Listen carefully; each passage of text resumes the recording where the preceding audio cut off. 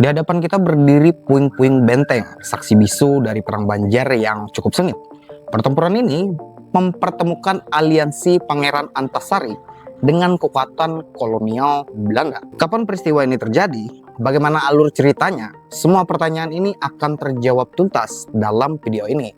Sebelum kita masuk ke pembahasan yang lebih jauh, saya ingin memperkenalkan sosok dari para penulis yang sudah mencatat kronologi mengenai sejarah ini secara lengkap ya. Jadi kita harus mempelajari sumber atau si pencatat sejarahnya terlebih dahulu agar pembahasan dari sejarah kita ini itu tidak ngalur ngidul ya, tanpa kita tahu sumber sejarahnya dari mana. Nah, yang pertama ada Willem Adrian Ries ya. Dia seorang perwira Belanda. Ia mengisahkan perang Banjar yang berkecamuk di Kalimantan Selatan antara tahun 1859 hingga 1863. Ries menuliskan apa yang dia dengar dan lihat dengan mata kepalanya sendiri, kemudian menuangkannya dalam catatan yang diterbitkan sebagai sebuah buku pada tahun 1865. Buku ini tidak hanya dipasarkan di Eropa, tetapi juga berfungsi sebagai laporan dan arsip bagi kerajaan Belanda kala itu.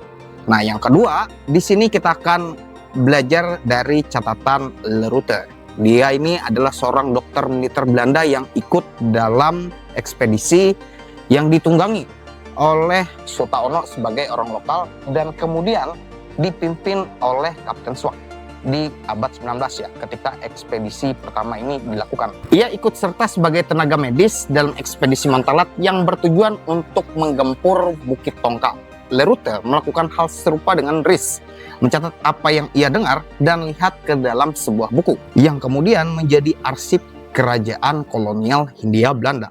Nah, sebetulnya bukan hanya mereka berdua yang mendokumentasikan kejadian tersebut selama peperangan itu terjadi ya. Banyak perwira lain seperti Letnan II Piriler, seorang kontrolir dari distrik Pulau Petak, dan Max, seorang kontrolir dari daerah lain, juga melakukan hal yang sama, mendengar, melihat, dan menulis semua kejadian yang terjadi. Catatan-catatan ini menjadi arsip penting di kerajaan Belanda pada abad 19 saat perang ini berlangsung. Nah, arsip-arsip yang tersimpan rapi ini kemudian kita gunakan sebagai petunjuk untuk memahami apa yang sesungguhnya terjadi di masa lalu. Pembaca sekaligus penulis seperti Bapak Damian Nusiok menulis kembali catatan tersebut dalam bukunya yang berjudul Perang dan Perbudakan di Tanah Dayak. Selain itu, saya juga menggunakan buku Cahaya Arunika dari Dusun Timur, karya dari Bapak Hadi Saputra. Menariknya, Pak Hadi tidak merujuk kepada catatan-catatan militer saja ya, tetapi juga pada penulis dari latar belakang misionaris yang aktif pada masa itu. Seperti si Jack Lemmer yang bertugas di Tamiang Layang pada tahun 1857 hingga 1859. Artinya dia itu bertugas selama 2 tahun ya di Tamiang Layang. Nah, referensi yang beragam ini memberikan perspektif yang lebih kaya, komprehensif mengenai perang Banjar yang terjadi di Das Barito, Barito Utara, Barito Selatan maupun Barito Timur. Jadi saya sangat berpegang teguh dengan 2 buku ini ya, yang menurut saya itu betul-betul merujuk ke catatan primer milik Ries, Lerute, atau milik Piriler. Jadi saya ingin menjelaskan sedikit ya, view dari saya sebagai seorang konten kreator digital yang sifatnya memvideokan apa yang saya baca dari catatan-catatan ini ya. Jadi begini, menyampaikan kompleksitas sejarah melalui narasi lisan itu sangat-sangat cukup menantang ya. Artinya lidah saya itu masih memiliki banyak sekali keterbatasan dalam menjelaskan semua yang ada, yang saya ketahui melalui buku yang ada ini ya. Nah, untuk mendalami dan mendapatkan pemahaman 100%-nya secara akurat ya, saya sangat menyarankan kamu untuk membaca langsung kedua buku ini. Nomor WA yang bisa kamu hubungi untuk melakukan pemesanan dari 2 buku yang sering saya gunakan sebagai sebuah rujukan, saya sematkan di kolom deskripsi yang ada di bawah dari video ini. Jadi kalau kamu berminat untuk memiliki bukunya, silahkan order di nomor WhatsApp yang ada di bawah ya. Kita akan masuk ke plot cerita dari video ini. Jadi perang ini lebih dikenal dengan istilah ekspedisi Montalat dan juga ekspedisi Tongka. Montalat berada di Kecamatan Montalat ya, Kabupaten Barito Utara, Kalimantan Tengah. Letak desa ini berada di tepi Sungai Barito. Di samping Kecamatan Montalat mengalir Sungai Montalat yang hulunya berasal dari Bukit Tongka. Nah, sekarang Bukit Tongka dikenal juga dengan nama Gunung Timang. Setelah kita memahami lokasinya, mari kita telusuri waktu kejadiannya ya. Nah, pertempuran ini berlangsung dalam beberapa tahapan, sekitar tahun 1860 sampai 1861. Jadi tidak satu waktu dalam satu peperangan. Artinya ada kontak senjata dalam tahun-tahun tersebut. Menariknya, berdasarkan dari garis besar konflik sejarah di Das Barito, ekspedisi Montalat dan Tongka ini merupakan urutan kejadian ketiga dalam perlawanan aliansi Pangeran Antasari. Peristiwa sebelumnya adalah tenggelamnya kapal Onrus di tahun 1859 ya. Kemudian yang kedua, jatuhnya benteng Ringkaukatan di Desa Kalamus, Barito Timur. Dan yang ketiga, barulah ekspedisi Montalat dan Tongka ini beberapa bulan setelah konflik di Ringkaukatan. Jadi itu adalah urut-urutan ya dari konflik yang terjadi di Das Barito. Jadi siapa saja yang terlibat dalam perang ini? Nah, buku Perang dan Perbudakan yang ditulis oleh Bapak Damiano Siok itu membagi konflik ini menjadi dua aliansi besar ya. Jadi aliansi yang pertama adalah aliansi Antasari yang dipimpin oleh tokoh-tokoh seperti Temanggung Surapati, Wangkang, dan banyak lagi ya. Nah, hanya saja mayoritas dari mereka ini adalah pejuang dari Dayak Dusun dan juga Siang Ngurung yang ada di kawasan perhuluan yang ada di Barito. Kemudian ada aliansi Belanda. Nah, di pihak ini kita akan menemukan tokoh lokal seperti Sutaono dari Sihong, kemudian Temanggung Ambu Jayanegara dari distrik Lopetak, serta Temanggung Tamiang Layang atau Temanggung Jayakarti. Mereka semua berada di bawah komando Residen Gustave Maria Perspik. Perlu dipahami bahwa peristiwa di Ringkaukatan serta dua ekspedisi ke Montalat dan Tongka ini sesungguhnya merupakan serangan balasan dari pihak Belanda ya.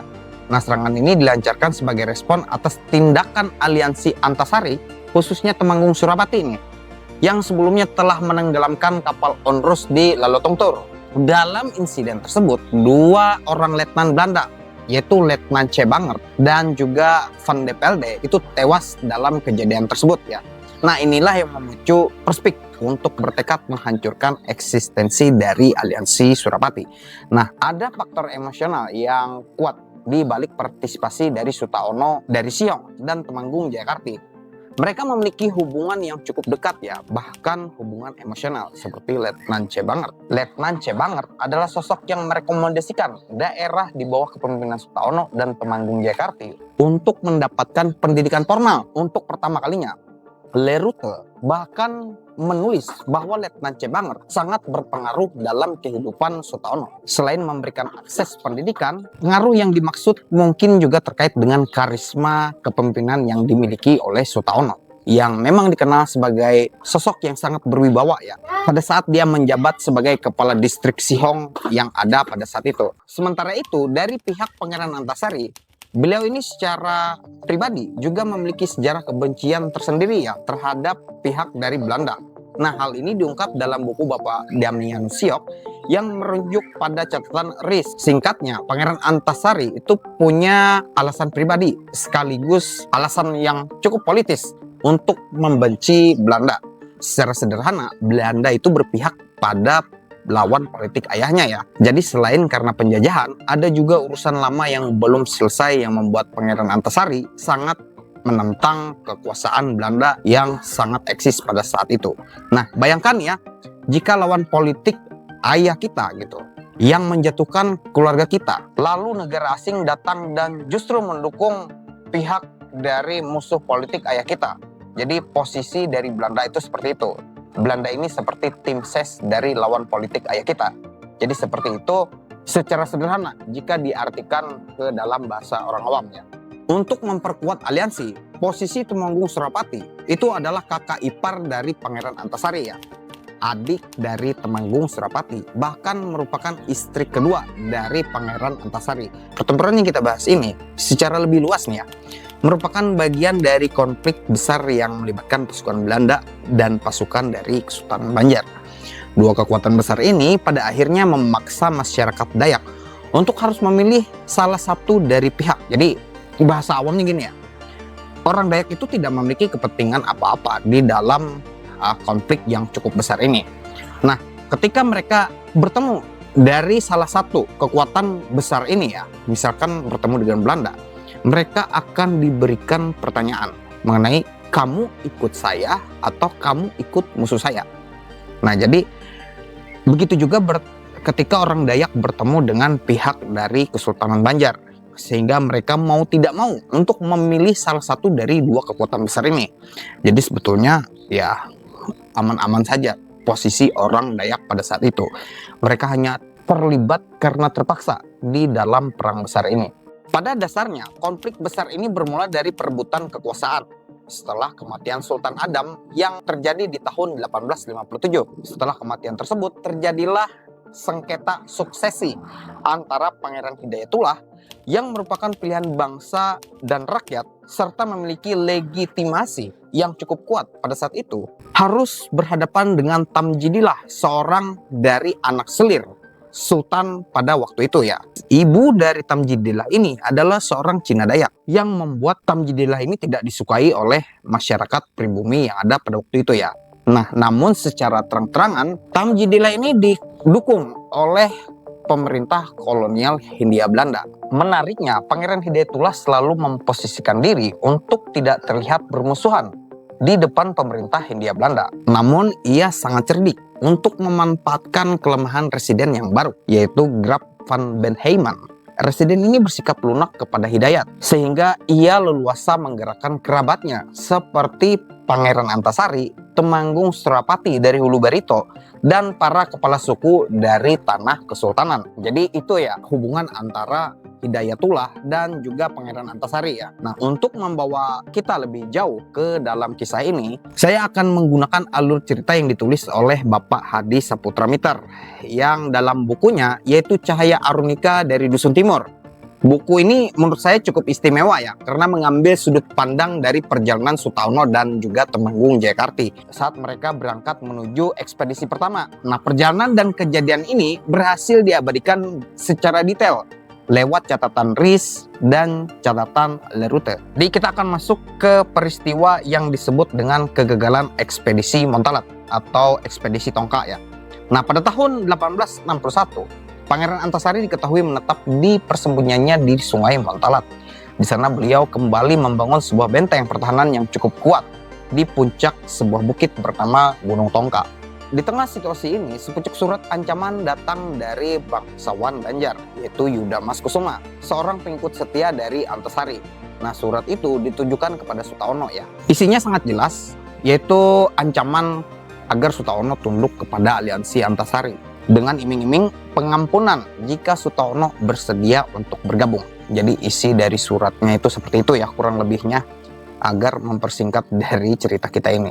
Nah, tidak lama berselang dari surat tersebut, sebuah insiden penting itu terjadi ya. Dua orang pembunuh bayaran milik Pangeran Antasari berhasil ditangkap di daerah Karau, yaitu tanah yang menjadi kekuasaan dari Sutono dan juga Temanggung Jayakarti.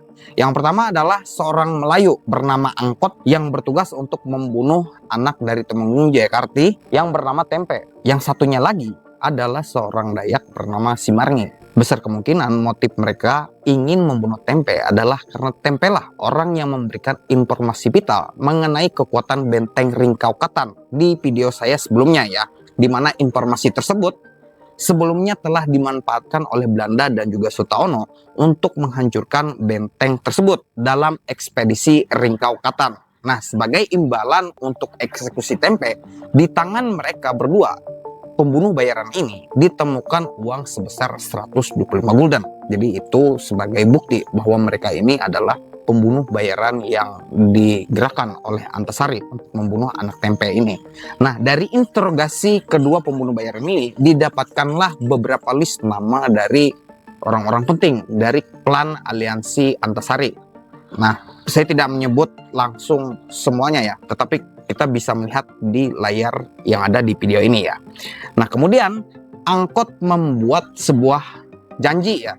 Jika dia diberi pengampunan oleh pihak Sutono dan bisa disebut sebagai pihak Belanda, maka ia menunjukkan jalan menuju benteng Pangeran Antasari yang notabene-nya ada di Bukit Tongka. Merespon tawaran dari informasi berharga ini, pihak Belanda di Banjarmasin segera mengirimkan Mayor Swart. Sang mayor tiba di Tamyang Layang pada tanggal 5 Mei 1861, membawa 80 orang serdadu dari garnisum yang ada di Banjarmasin.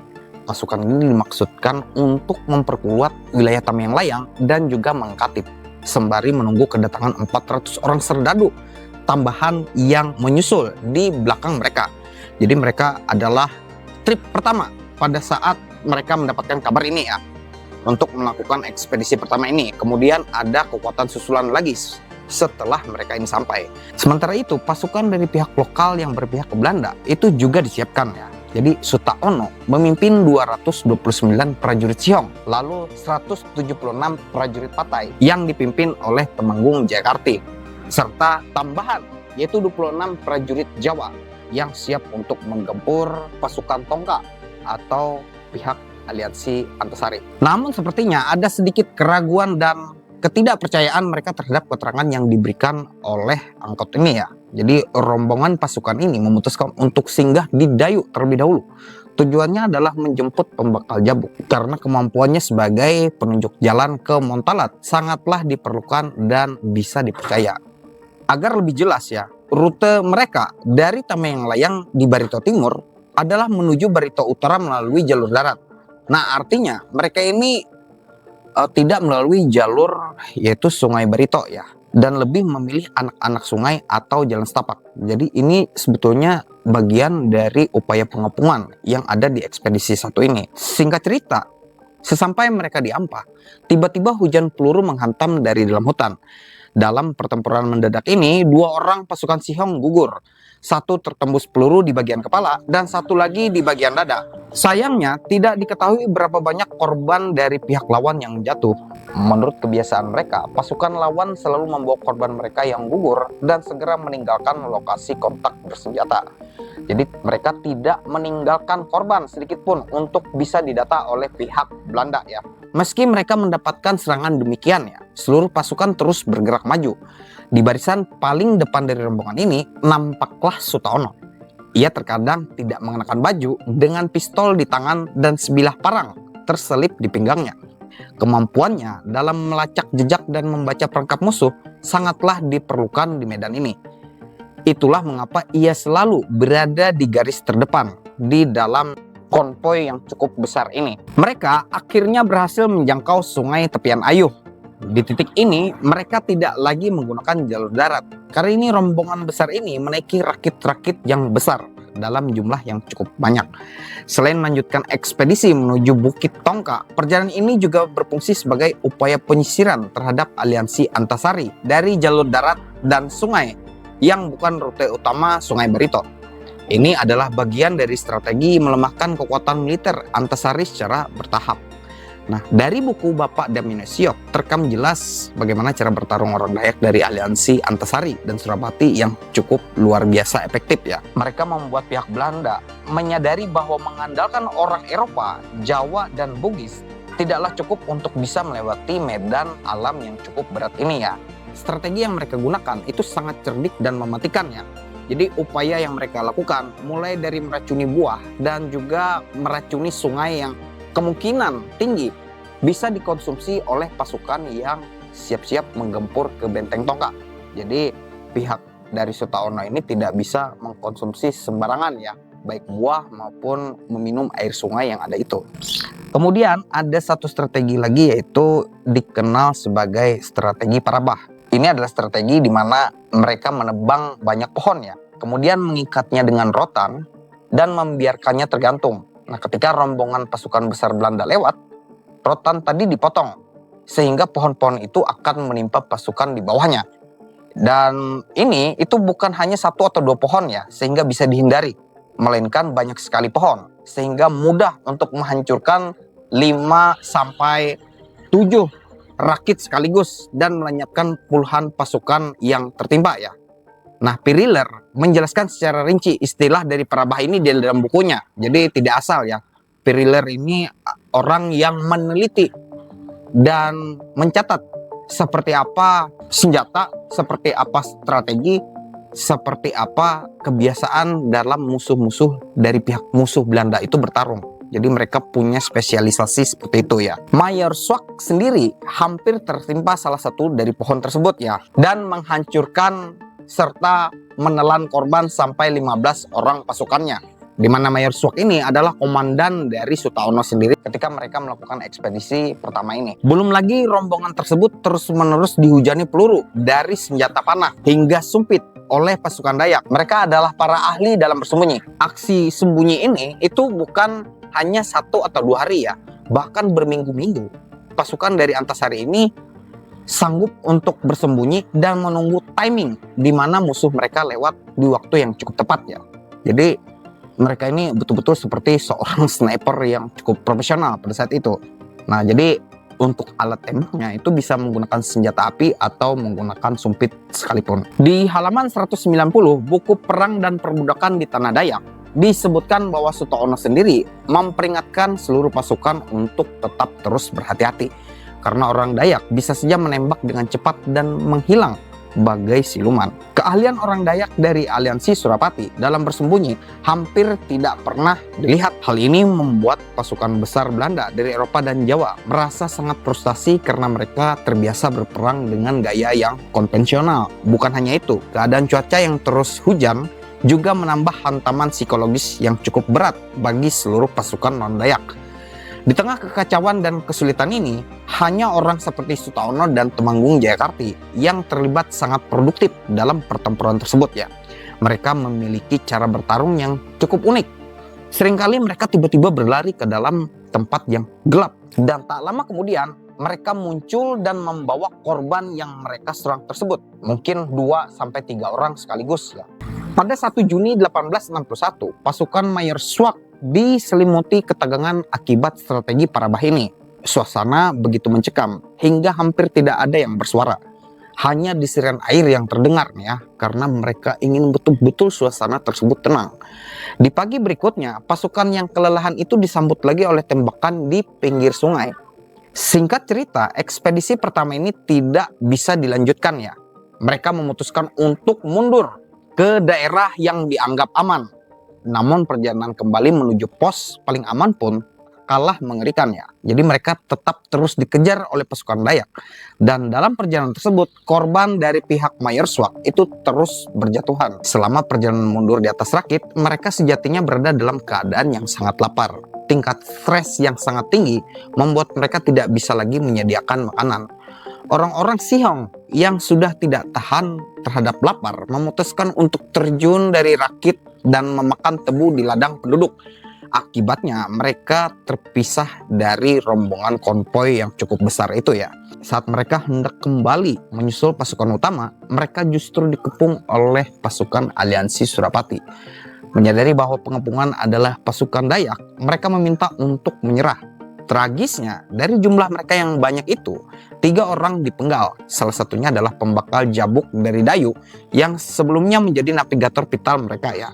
Kebanyakan dari pasukan Sihong itu tertangkap kemudian dijual menjadi budak. Sebagian tewas dan sebagian lagi berhasil membebaskan diri dari penyergapan tersebut. Di halaman 193 buku dari Bapak Damien Siok disebutkan bahwa rombongan pasukan kehilangan anggotanya sebanyak 200 orang. Kebanyakan dari pasukan Sutono. Sebagai kesimpulan dari data yang ada di buku Cahaya Arumika dari Dusun Timur, ekspedisi yang berlangsung dari tanggal 31 Mei sampai 6 Juni tahun 1861 tersebut dianggap gagal total ya secara resmi. Diperkirakan ada sekitar 3.000 orang pasukan Dayak yang berjaga dan menyerang tim ekspedisi di sepanjang Sungai Ayuh. Sungai Ayuh benar-benar menjadi jebakan maut yang membuat banyak serdadu tewas tertembak. Sementara itu, Sutono melaporkan sendiri kehilangan 30 personil, baik yang tewas maupun yang ditangkap menjadi tawanan. Dari kekalahan ini, mereka menyusun rencana untuk melakukan yang namanya ekspedisi kedua. Nah, bagaimana strategi yang mereka lakukan pada saat mereka melakukan ekspedisi kedua ini? Di video berikutnya kita akan bahas mengenai perang Tongka di ekspedisi kedua. Jadi jangan sampai kamu ketinggalan video ini dan tetap subscribe channel ini agar kamu tidak ketinggalan video berikutnya.